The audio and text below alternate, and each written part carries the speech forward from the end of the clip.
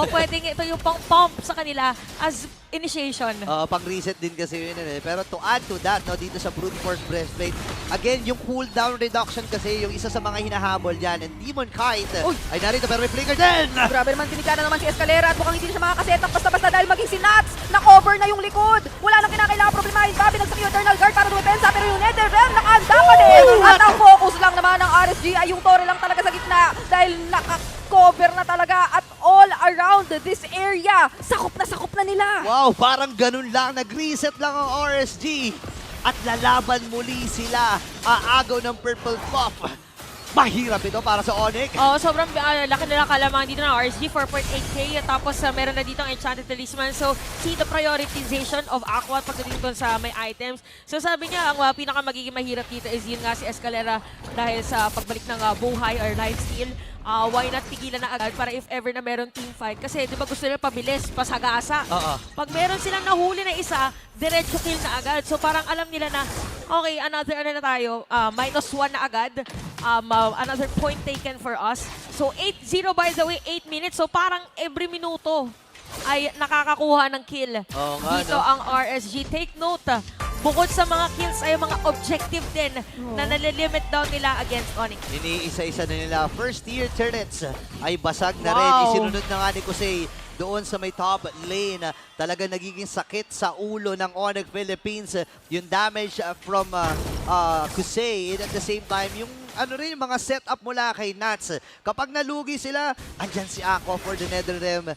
Remember, naka-purify ito, so hindi mo siya basta-basta mahahawakan or mapipigilan sa mga kaya niyang gawin. Grabe yung kalamangan din ng RSG. Hindi na nila masyadong iniisip sino yung tatargetin. Parang okay lang. Maganda pa nga yata sa kanila if si Escalera or si Gem ang matanggal nila, nabawasan ng crowd control dito ang Onyx. So mas magkakaroon sila ng lesser na kumbaga advantage kapag nag-engage sila sa team fight. Katulad na lang yan, hindi na rin masyadong kayang bumabad ni Escalera kasi may chance din nahatake na lang siya bigla ni Light tapos siya na yung bigyan ngayon ng RSG pero hindi yung bigyan. Mukhang binigyan ngayon with final snatch pero nahatak siya muli with that Shadow Stampede at hindi na siya makakatakas pa. Todo engage lang din naman talaga mula dito sa RSG. Ayaw na talaga nila patakasin yung mga miyembro ng Onyx at mukhang doon ay nakakuha sila ng dalawa. Napapi NetherRealm doon and ito na nga ba pagkakataon ng RSG para kumuha ng Lord. Grabe, ito na yun.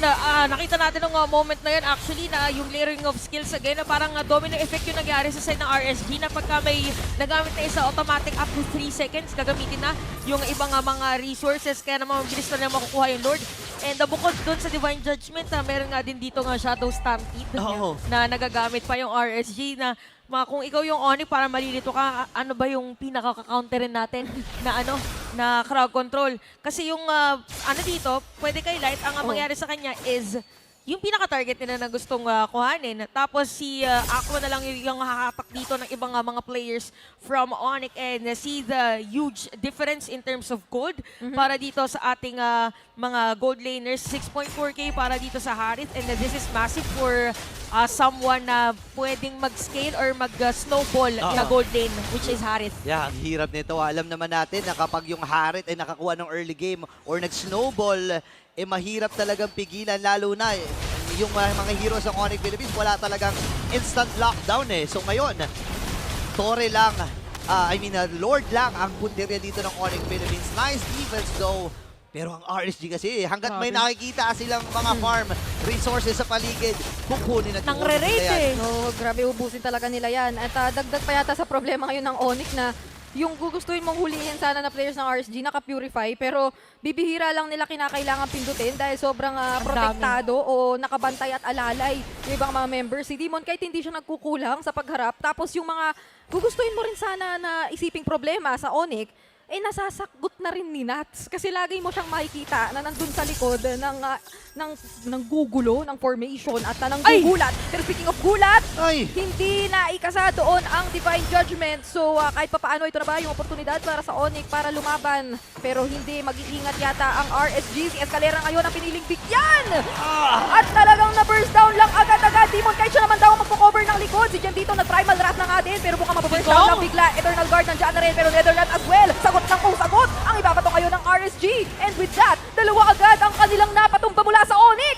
Ilalaban pa ata ito ng RSG. Onyx Philippines kailangan ng kumapit. Kailangan nilang sagutin ang pagre-raid dito ng RSG. Third secured para sa mga Raiders. Sobrang daming sagot na pwede ibigay ng RSG if ever na nagbibitaw ng mga skills yung players ng Onyx. Nakita natin sa may mid kanina, papasok na sana si King Kong with the electrifying beats pero diretso sagot with the NetherRealm. And we could also see the difference din in terms of the casting time or casting delay sa mga mages natin. Yes, there's a burst para dito sa Vexana pero yung kay Aqua kasi talagang continuous poke. Same with the other hero. Oh, wait lang. Speaking of Fox, yung pagsak, nandoon na ngayon Eternal Guard, pero mukhang ang unang mabibigyan na naman ay si Escalera. Hindi siya pinagbibigyan sa mga setup na gusto niya. Si Jemmy susunod na rin, sabay doon na rin si Kelra. Wala na yatang ititira mula sa side ng Onyx. At si King Kong na napadaan lang, mukhang kinakailangan tumakbo na. Dahil nakabulit talaga siya nila Nats at hindi na pagbibigyan pa. Ito na ata ang sagot at ang puputol sa game streak ng Onyx Philippines. That's it. Kumakatok na for game number 1. RSG ang